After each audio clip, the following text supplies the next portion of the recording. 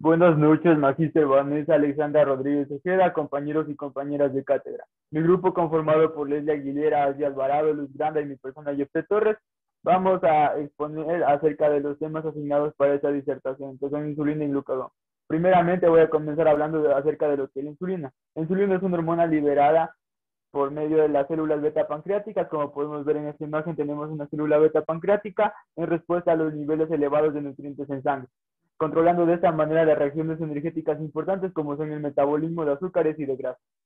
Dentro de las funciones de la insulina tenemos que convierte los azúcares en glucógeno, el cual es un tipo de reserva energética importante. Además convierte los azúcares en grasa, lo que tiene que ver con la transformación de azúcares en triglicéridos también, y además permite la utilización de glucosas en el músculo. Eso tiene que ver con las personas que realizan bastante actividad física, ya que se requiere un desgaste energético y ocurren distintos cambios metabólicos en el organismo. Todo esto tiene que ver con la disminución de los niveles de glucosa en la sangre. Además, cabe recalcar que cuando la insulina se une a un receptor, este de aquí desencadena una serie de vías de señalización que facilitan que se dé su actividad biológica. Además, es importante mencionar que existen personas que presentan resistencia a la insulina por tener cierto tipo de hábitos o cierto tipo de patologías, como son el tabaquismo, sedentarismo, diabetes, hipertensión y obesidad. Hablando de lo que sería la diabetes mellitus tipo 2, este es un tipo de patología que se produce por el defecto de la producción de insulina, provocada por la alteración en los receptores o en las moléculas efectoras, lo que provoca un aumento de glucosa en la sangre debido a la falta de insulina, provocándose de esta manera la diabetes mellitus tipo 2.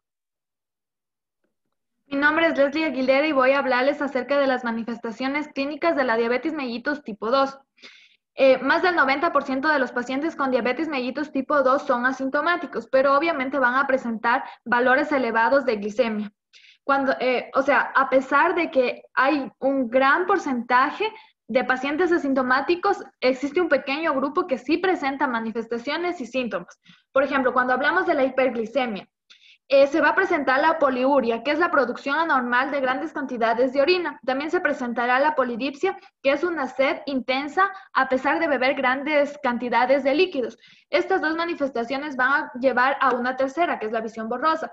Por otro lado, tenemos la resistencia a la insulina, que la primera manifestación es la pérdida de peso. Cabe recalcar que esta pérdida de peso es más común en la diabetes mellitus tipo 1, pero sí se presenta en la 2, pero en unos niveles bien bajos, ya que una característica de la diabetes mellitus tipo 2 es la obesidad. También se presentará la polifagia, que es comer en exceso, ya sea porque se tiene mucha hambre o un aumento del apetito. También se presentarán acrocordones y acantosis nigricans. En esta diapositiva, en el lado izquierdo, vamos a observar que hay una imagen donde se ven acrocondomas. Estos son pequeños tumores benignos que se localizan principalmente en los pliegues de la piel, como por ejemplo cuello, axilas o la ingle. Estos son indoloros, inofensivos y tienden a no crecerse. En el lado derecho vamos a observar la acantosis nigricans, que es una afección cutánea que se caracteriza por áreas oscuras. Estas también se van a presentar en los pliegues y dobleces de la piel. Hablando de lo que sería el método de análisis en el laboratorio diagnóstico de pacientes con diabetes mellitus tipo 2, consiste en un examen de hemoglobina glucosilada en el cual se analiza una muestra sanguínea para determinar los niveles de glucosa en sangre de los últimos 3 meses del paciente. Además, cabe recalcar que los niveles normales de hemoglobina glucosilada en el organismo son de 5.7. Los pacientes que presentan prediabetes oscilan entre 5.7 a 6.4.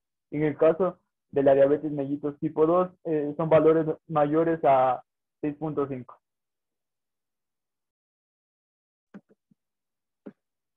El tratamiento. Básicamente consiste en 6 puntos. Primero es la alimentación saludable. Contrariamente a la creencia popular, no existe ninguna dieta específica para la diabetes, pero es importante que el paciente tenga una dieta equilibrada. Por ende, se recomienda que vaya a un dietista registrado para que le informe acerca de 3 puntos. Identificar las opciones saludables entre las preferencias de alimentos, controlar la ingesta de carbohidratos para mantener los niveles de glucosa sanguínea más estables y por último, planificar comidas nutritivas y equilibradas. Como segundo tenemos la actividad física. Es muy importante hacer ejercicio ya que ayuda a mantener un peso saludable. Además de ello, ayuda a regular los niveles de glucosa en la sangre. Por ello es importante tratar aquí 3 puntos. Primero, el ejercicio aeróbico, ejercicio de resistencia y limitar la inactividad. Cuando hablamos de ejercicio aeróbico, se recomienda al paciente que haga algo que disfrute, ya sea correr, caminar, andar en bicicleta o nadar. El adulto debe de realizar 30 minutos de ejercicio o más casi todos los días de la semana. En cambio, un niño debe de realizar 60 minutos de ejercicio diarios. Cuando hablamos de ejercicios de resistencia, se recomienda alzar pesas, hacer yoga o calistenia. Por último, limitar la inactividad. Es a pausar los periodos prolongados de inactividad, como por ejemplo sentarse frente a un computador, etc. Como tercer punto tenemos la pérdida de peso. La pérdida de peso contribuye a tener un control adecuado de los niveles de glucosa sanguínea. Si el paciente tiene un sobrepeso, posiblemente empezará a ver mejoras luego de que éste baje el 5% de su peso corporal. Por eso es importante que el paciente siga perdiendo peso para que éste traiga beneficios a la salud y pueda controlar la enfermedad. Como cuarto tenemos el control del nivel de azúcar en la sangre. Aquí el doctor va a informar al paciente con qué frecuencia se debe controlar la glucosa sanguínea. Esta debe de estar en un rango para que se mantenga estable. Por eso va a haber a veces que se va a medir una vez al día antes o después de hacer ejercicio, pero si este paciente ya empezó a administrarse insulina, necesariamente tendrá que controlarse varias veces al día. El control puede realizarse con un pequeño dispositivo para el hogar, llamado medidor de glucosa en sangre. Básicamente la función de esta es medir el azúcar que tiene una gotita de sangre. Como quinto tenemos los medicamentos contra la diabetes. Si no se ha llegado a los valores objetivos de glucosa sanguínea, ni con una buena alimentación, ni con la actividad física, aquí el médico enviará ciertos medicamentos para que ayuden a bajar los niveles de insulina. Estos medicamentos son metformina, sulfonilurias, glínidas, inhibidores de la dipeptidilpeptidasa 4, agonistas del receptor del glucagón tipo 1 y por último inhibidores del transportador de sodio glucosa 2. Por último tenemos la terapia de insulina. Los diferentes tipos de insulina varían dependiendo de la rapidez con que comienza a funcionar y la duración de su efecto. Va a existir una insulina de larga duración, que básicamente su función es tener los valores de glucosa estables durante todo el día o toda la noche. También va a haber una insulina de corta duración, que esta será que tienen que usarla en cada comida. El tipo, la dosis y el horario de insulina pueden cambiar dependiendo de la estabilidad de los niveles de glucosa sanguínea. Es muy importante informar que la insulina la mayoría de veces viene en inyecciones. Mi nombre es Luis Granda y siguiendo con la exposición voy a hablar acerca del glucagón. En el origen de la enfermedad tenemos que es una hormona opositora a la insulina, lo que quiere decir que al contrario de la insulina eleva los niveles de azúcar en sangre. Se produce en los islotes de Langerhans. Al igual que la insulina, se produce dentro de los islotes de Langerhans, más específicamente en las células alfa, y estas rodean a las células beta, que son las productoras de la insulina. Se almacena en 2 puntos, el hígado y el músculo esquelético. El glucógeno tiene estos 2 puntos donde se almacena, el hígado con un 10% de su peso total y el músculo esquelético con un 2% de su peso total, pero se va a almacenar mucho más glucógeno en el músculo esquelético debido a que tiene una masa mucho mayor que el hígado. La insulina inhibe la secreción de glucagón, mientras que el glucagón activa la síntesis de la insulina. Tenemos que el glucagón, al igual que la insulina, actúan de manera coordinada para poder mantener los niveles de azúcar en sangre y asegurar que las células tengan la suficiente energía para poder realizar las funciones vitales. Esto se traduce en que la insulina inhibe la secreción del glucagón, mientras que el glucagón activa la síntesis de la insulina. En esta imagen vemos representada la biosíntesis de la insulina. Entonces tenemos que una vez sintetizada el glucagón en el páncreas, se dirige hacia el hígado y más específicamente a unos receptores que se encuentran en la membrana celular de los hepatocitos. Estos receptores a su vez sufren un cambio conformacional de su dominio citoplasmático. La nueva conformación hará que se unan a una proteína G. Entonces dicha proteína G reemplazará la molécula o el complejo GDP que lleva por un complejo GTP. Esto modificará la proteína liberando la subunidad alfa que desencadena una cascada de reacciones que acabarán en la formación de la glucosa. La subunidad alfa activará el complejo adenil ciclasa y en conjunto con el ADP para convertirse en AMP ciclasa. Manifestaciones clínicas de la hipoglucemia. La producción de glucagón, a diferencia de la insulina, se ve estimulada por la presencia de aminoácidos en sangre, que son derivados de la ingesta y la digestión de las proteínas a través de la comida. Cuando la ingesta de proteínas falla, es decir, no hay aminoácidos, la hormona del glucagón se reduce, lo que puede llevar a sufrir un padecimiento que se conoce como hipoglucemia.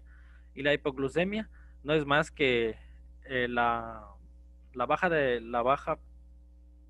bajos niveles de azúcar en sangre por debajo de lo que se conoce como normal, es decir, 70 miligramos por decilitro. Entonces decimos que si la hipoglucemia es severa, la ingesta de carbohidratos, que es un tratamiento a seguir, no puede ser suficiente para revertirla. En estos casos sería necesaria una inyección de glucagón para poder estabilizar los niveles de glucemia. Como vemos en la imagen representada, la hipoglucemia, tenemos que en el hígado existe una producción de glucosa disminuida, mientras que en los ácidos grasos que se encuentran presentes en la grasa tenemos una captación de glucosa incrementada, lo que da como resultado una baja en los bajos niveles de azúcar en sangre. Las manifestaciones clínicas de la hipoglucemia son hambre, sudor, ansiedad, fatiga, desorientación, convulsiones y en los casos más extremos, pérdidas del conocimiento. Mi nombre es Ashley Alvarado y les hablaré sobre el método de análisis en el laboratorio.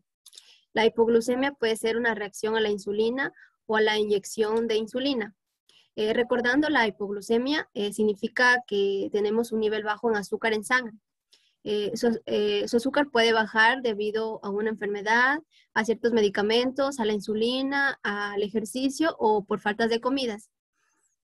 Dentro del método de análisis de hipoglucemia es muy sencillo. Simplemente hay que determinar el nivel de glucosa en sangre. En un primer momento se hará mediante una tira reactiva por punción en la yema del dedo y posteriormente se deberá hacer una determinación más exacta en el laboratorio en caso de exámenes extras. Pásale, por favor. Dentro del tratamiento que tenemos, consumir hidratos de carbono de 15 a 20 gramos. Estos deben ser de acción rápida, que son alimentos azucarados, sin proteínas ni grasa, que se van a convertir fácilmente en azúcar en el cuerpo. Por ejemplo, refrescos o jugo de frutas. Comer a la hora, que es uno de los tratamientos más importantes. Medir la glucemia capilar. Esto se debe controlar cada 15 minutos después del tratamiento. Si el nivel de azúcar en sangre permanece debajo de los 70 miligramos sobre decilitro, se debe consumir otros 15 a 20 gramos de hidratos de carbono y volver a controlar el nivel de azúcar en la sangre. Hay que repetir estos pasos hasta que el azúcar en sangre esté por encima de los 70 miligramos sobre decilitro. Siguiente. Consumir miel de abeja, que es uno de los más importantes. También consumir leche, en este caso un vaso de leche descremada, y consumir golosinas o caramelos. Algo muy importante es que hay que ver el paquete para determinar el número que hay que consumir. Siguiente. Tenemos la inyección de glucagón. Este es muy importante si la hipoglucemia se considera grave. Entonces se necesitará ayuda de alguien, como por ejemplo si no se puede comer, entonces se necesita la inyección del glucagón por vía intravenosa. En general, las personas con diabetes que hacen un tratamiento con insulina deberían tener un kit. Siguiente. Encontramos las referencias bibliográficas donde obtuvimos toda la información. Gracias.